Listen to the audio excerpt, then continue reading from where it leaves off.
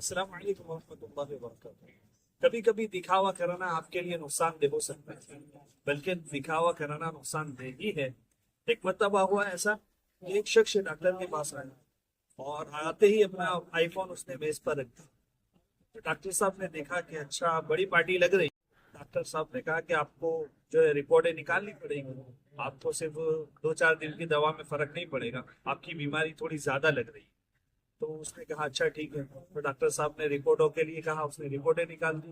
Doctor صاحب نے کہا اب وہ 1 ہفتے کے بعد ایک اور رپورٹ کرنی پڑے گی۔ تو ایک اور رپورٹ کری۔ پھر ڈاکٹر صاحب نے ایک تھیلی بھر کر دوائیں دے دیں اور کہا کہ آپ مہینے کے بعد آئیں۔ اسی طریقے سے وہ مہینے کے بعد 2 مہینے 3 مہینے اسی طریقے سے چلتا رہا۔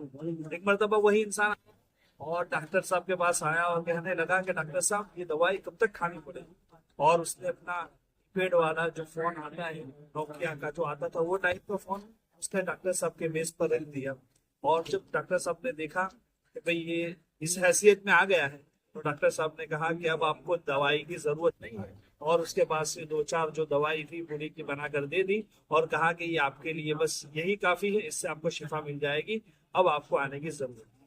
تو دیکھا آپ نے کس طریقے سے اس کا نقصان ہوا کہ موبائل آئی فون لے کے گیا، دکھاوا کیا، تو سامنے ڈاکٹر صاحب نے جو ہے آپ کو کہا کہ بھئی آپ کو رپورٹ کرانی پڑے گی۔ کتنے مہینوں تک دوا چلتی ہے، اگر دکھاوا نہ کرتا تو اس کے لیے یہ بچ جاتا۔ اسی لیے اس سے سیکھ ملتا ہے کہ ریاکاری دکھاوا کبھی نہیں کرنا ہے۔ السلام علیکم ورحمۃ اللہ وبرکاتہ۔